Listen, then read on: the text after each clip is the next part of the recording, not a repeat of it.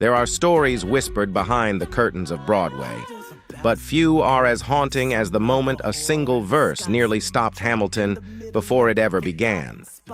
It happened on a night when the theater was almost too quiet, when every performer was fighting nerves, adrenaline, and the weight of expectation. The cast gathered for one final run before opening, unaware that a line buried in the rap sequence of Act 1 was about to freeze the room. They heard it once. Then the room shifted. Someone stopped breathing. Someone else whispered, almost afraid to say it aloud, that the line went too far. It was sharp, personal, and uncomfortably revealing, not just about Alexander Hamilton, but about the man who wrote him to life. Lin-Manuel Miranda had carved this verse during one of the darkest stretches of development, when pressure from producers, critics, and himself collided into something raw. And for the first time, the cast saw a version of Hamilton that felt less heroic, more human, and disturbingly close to Miranda's own internal battles. Whispers grew. Some wanted it kept. Others insisted it would derail the show. Minutes before the first audience stepped through the doors, the line quietly vanished. No announcement, no explanation, erased as if it never existed. But everyone who heard it knew the truth. That verse revealed something the world was never meant to see. At the center of this hidden moment stands a figure whose influence reshaped the landscape of modern theater, Lin-Manuel Miranda. To the world, he is the creator who fused hip-hop with American history, the artist who turned forgotten chapters of the past into an award-winning cultural phenomenon. But behind the spotlight, Miranda is a man driven by obsession, vulnerability, and an almost relentless need to understand the complexity of ambition. He grew up surrounded by music, political discussions, and the weight of identity, factors that would later bleed into every lyric he wrote. Before Hamilton became a sensation, before audiences memorized entire rap verses, Miranda was simply a writer struggling to prove that a new kind of Broadway was possible. His words were his armor, his confession, and sometimes his sharpest weapon. Within the cast of Hamilton, Miranda was more than the creator. He was a presence. He rehearsed beside them, breathed the same tension, and carried an unspoken fear that the show he spent years building could collapse under even the smallest flaw. That fear was what spilled into the controversial verse, the one that shook the room. To the performers who had worked with him for months, it was the first time they glimpsed a version of Miranda that wasn't filtered through humor or creativity. It was unguarded, almost painful. The cast respected him deeply, but this moment tested that bond. They weren't questioning his talent. They were questioning the emotional truth he had slipped into the script, something so sharp, so deeply tied to his own uncertainty, that it threatened to unravel the image of Hamilton they had collectively shaped. And that is why this moment matters. To understand why the verse was erased, you must first understand who Miranda was at that turning point.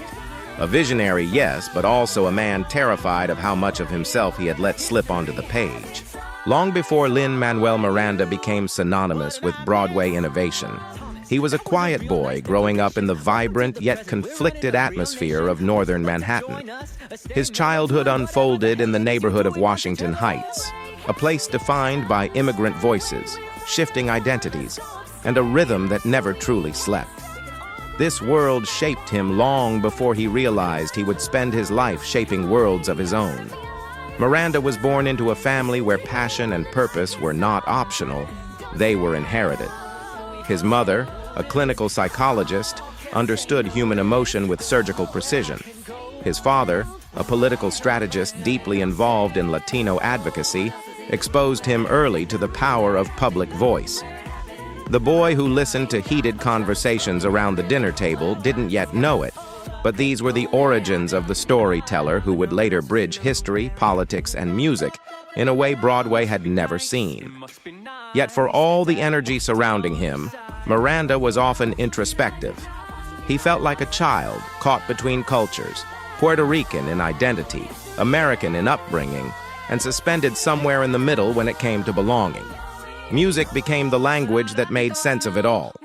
He was fascinated by the sharp rhythms of hip-hop, the soaring melodies of classic musicals, and the emotional honesty found in Latin ballads. To him, these genres weren't separate worlds. They were puzzle pieces waiting for someone brave enough to assemble them. School was both sanctuary and battleground. Miranda's quick wit and creativity made him well-liked, but his sensitivity set him apart. He often retreated into writing, sketching lyrics during classes, scribbling half-finished ideas on the edges of textbooks. Teachers noticed his unusual talent, though few imagined the extent to which it would bloom. What truly fueled him were the weekends spent visiting extended family in Puerto Rico, where music wasn't just entertainment, it was identity. He absorbed it all, the stories, the rhythms, the unspoken history woven into traditions. There were moments that hinted at the artist forming beneath the surface. One occurred when he was just a teenager, cast in a school production. The director remarked that Miranda didn't simply perform a role, he inhabited it. He understood character motivation in a way that felt unnatural for his age, like he could see the emotional threads connecting every decision. But there were struggles too. He wrestled with anxiety from an early age, a persistent fear that no achievement was ever enough. This internal tension became a quiet companion, one that later influenced both his creative drive and his moments of self-doubt. It was this mixture of confidence and uncertainty, pride and insecurity that forged the emotional depth present in his writing. One lesser-known detail adds dimension to his early story. Miranda kept a private notebook of verses no one was allowed to read. These entries were raw, confessional, and far darker than anything he showed friends or teachers. They revealed a teenager who understood the pressure of expectation long before the world expected anything from him. Many years later, fragments of those hidden writings would echo, quietly, subtly, inside the controversial verse that shocked the Hamilton cast. Understanding Miranda's childhood is crucial. It was here, in the tension between two cultures, in the weight of family legacy, in the early whispers of anxiety and artistic ambition, that the seeds of his most vulnerable work were planted. And those seeds would eventually grow into the line he almost revealed to the world. By the time Lin-Manuel Miranda stepped into adulthood, the foundation of his artistic identity was already forming, but his path was far from certain. The world knew nothing of him yet. He was just another young writer with a notebook full of contradictions, ambition and fear, swagger and insecurity, brilliance wrapped in self-doubt.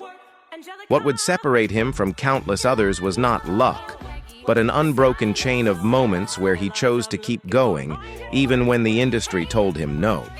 His earliest steps into theater came through college productions at Wesleyan University.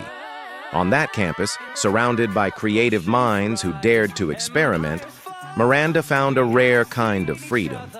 He wrote constantly, sometimes overnight, fueled by equal parts desperation and excitement. It was here that he conceived the first version of what would become In the Heights, a vibrant musical about community, identity, and the rhythms of Washington Heights. At first, no one believed a hip-hop-infused Latino musical could survive on a Broadway stage dominated by traditional forms. Producers rejected it. Some called it too niche, others too experimental. But Miranda persisted, rewriting and refining the show over several years. He performed in small readings, rewrote entire songs, and took notes from anyone willing to give feedback. Every setback sharpened his vision.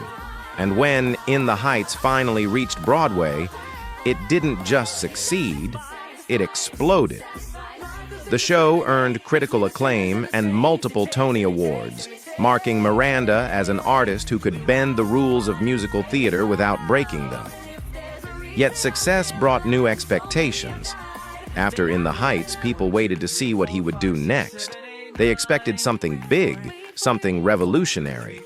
That kind of pressure can paralyze, but for Miranda, it ignited something deeper. A fascination with the stories of people who changed history, not through privilege, but through relentless drive.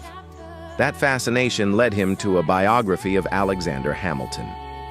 Reading Ron Chernow's book on vacation, Miranda saw himself reflected in Hamilton, ambitious, brilliant, flawed, endlessly trying to prove his worth. What began as a spark soon became an obsession. He started writing songs before the concept was even fully formed. The earliest version of the opening number was a shaky, vulnerable attempt, nothing like the confident score audiences know today. But he kept shaping it, line by line, beat by beat. Developing Hamilton was an odyssey. Workshops were grueling. Early feedback ranged from confused to cautious. Some questioned whether a hip-hop retelling of America's founding would alienate audiences. Others doubted whether Miranda's personal connection to Hamilton might cloud the objectivity needed for storytelling. But Miranda refused to dilute the emotional intensity that defined both men. He wanted Hamilton's fury, brilliance, insecurity, and ambition to feel alive. As rehearsals deepened, the cast began to notice something unusual. Miranda wasn't just writing history, he was embedding his own emotional scars into the script. The show became a mirror. Hamilton's relentless hunger became Miranda's. Hamilton's fears echoed Miranda's private anxieties. The closer they got to opening, the more intensely this personal connection revealed itself, sometimes in unexpected ways. One of the most defining moments was the creation of the infamous verse, the one that would later be removed. Miranda wrote it during one of the most stressful periods of development, when budget concerns, schedule pressure, and mounting expectations began weighing heavily on him. This wasn't just another line. It was a confession disguised as a lyric, containing layers that reflected Hamilton's turmoil and Miranda's own doubts about worth, legacy, and sacrifice. Some cast members sensed this shift immediately. They could feel the emotional weight behind Miranda's words.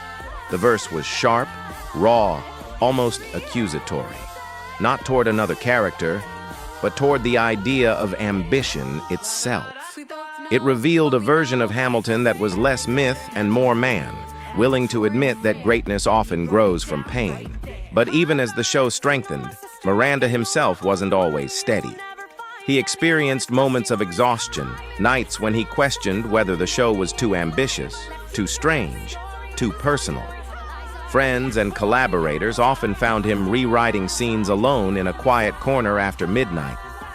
He poured everything into Hamilton because, on some level, he was trying to outrun the fear that this would be the work that defined or destroyed him. The turning point came when the cast performed the near-final run of Act 1, where the controversial verse appeared. For the first time, they witnessed Hamilton speak words that felt uncomfortably close to Miranda's real-life insecurities. It was as if the writer had stepped onto the stage and exposed his most vulnerable thoughts through the voice of a founding father. That moment left the cast unsettled. Some felt admiration for the rawness. Others worried it crossed a line. Throughout this journey, Miranda learned what it meant to push boundaries, not just artistically, but emotionally. Every revision forced him deeper into self-reflection. Every rehearsal demanded he confront the parts of himself he usually hid. And every success added new weight to his shoulders, making the stakes of the controversial verse even greater. By the time Hamilton prepared for opening night, the show was a masterpiece stitched together from years of triumphs and insecurities. But beneath its polished surface was a single line capable of unraveling everything, a line born not from research or storytelling convention, but from the darkest corners of Miranda's creative journey. That line changed everything. The room was silent the moment the cast finished the run-through. Not the usual charged silence of focus or concentration, but something heavier, an unease that hung in the air like dust after an explosion. All eyes turned toward the man who had written the words they had just spoken. Lin-Manuel Miranda stood at the edge of the rehearsal space, arms crossed, trying to read the faces of the people he had spent years creating this show with. The verse had landed exactly as he intended, sharp, personal, unfiltered. But instead of applause or laughter, he was met with a kind of stunned stillness. The cast shifted uncomfortably. Some avoided eye contact. Others whispered quietly, trying to understand what they had just witnessed. This was not a typical reaction to a new lyric. This was something closer to shock. The verse came during a moment when Hamilton's ambition boiled over, when he spit out a string of lines that cut deeper than anything the character had said before.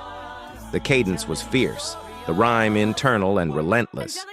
But what unsettled the cast wasn't the speed or the anger. It was the honesty.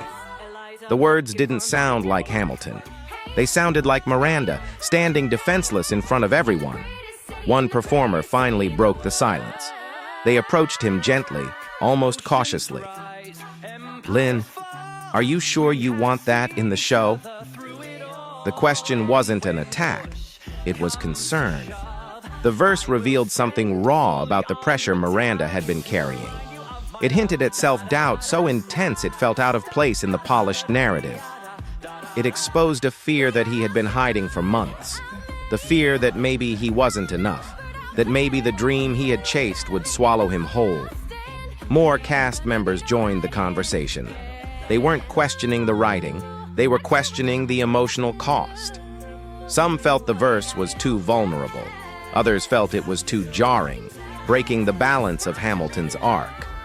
A few felt protective of him, sensing that he had bled too much of himself onto the page. Behind closed doors, the conversations deepened. Directors and collaborators examined the verse with clinical detail, but beneath their professional comments was an unspoken truth. The line was too revealing. Not about Hamilton, but about the man shaping him. Miranda listened. He rarely responded right away. He had written the verse during one of the darkest, most pressure-filled weeks of production, a moment where he worried the show would collapse under expectations. That fear had morphed into a lyric so potent that even he felt uneasy hearing it out loud. It was like a mirror he hadn't asked for. The decisive moment came late at night. The theater was empty, lights dimmed, sheet music scattered across the piano. Miranda sat alone, replaying the conversation in his head. He tapped the keys absent-mindedly, humming fragments of melodies, but the only thing he truly heard was the verse. His voice, not Hamilton's, echoing back at him. He realized then what the cast had understood immediately. The line didn't belong to the show. It belonged to him, to a chapter of his life he wasn't ready to dissect on stage. If it stayed, it would distort the character, the narrative, and perhaps even the cast's trust in the emotional boundaries of the production. Minutes before the final rehearsal before opening night, Miranda walked into the room with a marked-up script. He didn't give a speech, he didn't explain. He simply crossed out the verse, cleanly, decisively, and placed a new line in its place. The cast exchanged glances, not in judgment, but in quiet relief. Something unspoken passed between them. They knew he hadn't removed the verse because it was weak. He removed it because it was too strong, too real, too personal, too dangerous for the world to hear at that moment. And so the line vanished, becoming one of the most secret moments in Hamilton's history. A verse rehearsed only once, spoken only by a handful of people, then buried forever moments before the curtain rose. Opening night was supposed to feel electric. Instead, the Richard Rodgers Theater felt like it was holding its breath.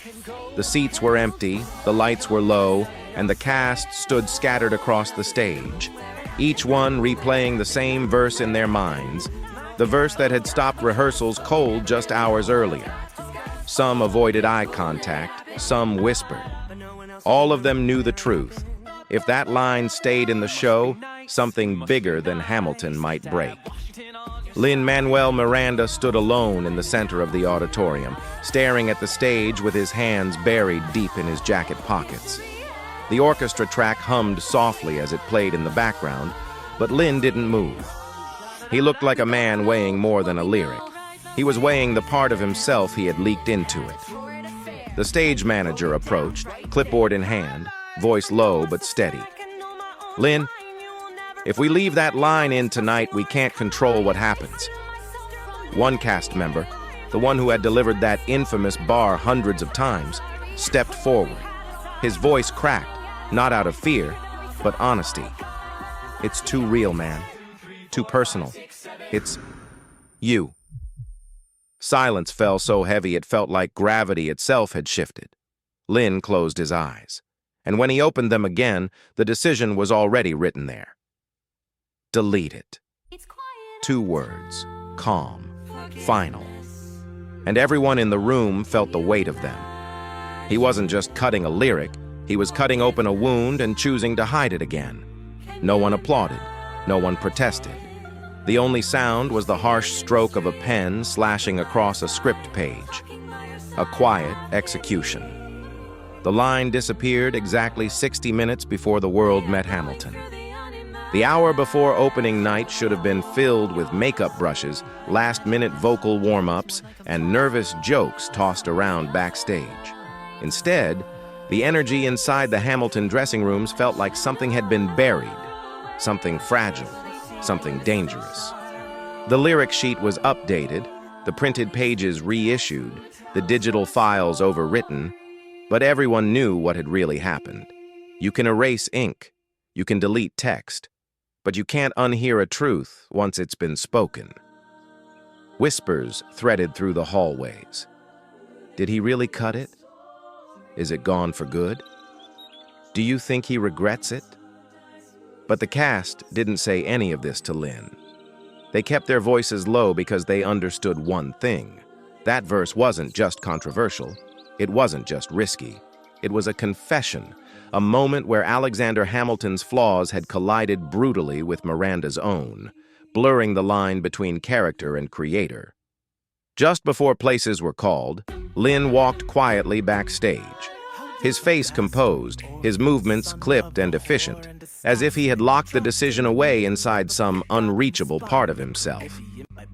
One ensemble member caught his eye, offering a tentative, almost apologetic nod. Lin returned it with a faint smile, thin, tired, but real enough to say, "It's done. Don't worry." Stage management gathered everyone for notes. Only one sentence addressed the change. On that section, skip the cut line. Go straight to the next measure. No one reacted. No one needed to. They all remembered the rhythm. They all remembered the weight. And when the orchestra finally swelled for the opening number, the show moved forward seamlessly, as if that verse had never existed. But it had. And every person who ever rehearsed it felt the ghost of it lingering in the wings. When the curtain finally fell that night, the applause roared like a tidal wave, thundering, ecstatic, unbroken. Hamilton triumphed, as it always did. Yet beneath that wall of sound, one silence remained untouched. A single verse removed, a confession swallowed, a truth that only a handful of people would ever fully understand. Lin stood in the wings as the cast took their bows, his hands clasped, his breathing steady. From the outside, he looked like a creator basking in another flawless performance. But on the inside, something more delicate was unfolding. A realization that some stories aren't just written. They cost something. Sometimes the price is a line. Sometimes the price is a piece of yourself. Back in his dressing room, after the cast dispersed and the theater dimmed to its late-night stillness, he opened his notebook. Not the script, not the digital files, the notebook. The one he always carried, the one where every raw idea first lived before the world ever saw it. And there, on a blank page, he rewrote the verse, not to restore it to the show, not to prove anything to anyone, but simply to honor the moment when he had allowed himself to be vulnerable, too vulnerable, and then pulled back before the world could see the wound. That verse would never return to the stage, but it wasn't lost. It had simply become part of the unseen architecture holding Hamilton together. The doubt behind the genius, the fear behind the triumph, the shadow behind the spotlight. Because every great piece of art carries a hidden fracture. Every artist has a truth they couldn't quite let the world hear. And sometimes, the most powerful parts of a story are the ones that never make it to the audience at all. If there's anything to take away from this journey, this backstage secret woven into the fabric of Broadway's most celebrated musical, it's that creativity isn't just about what we show. It's also about what we choose to protect. And maybe that's why Hamilton endures. Not because it's flawless, but because behind every lyric, every breath, every heartbeat, there's a human story quietly echoing just beneath the surface.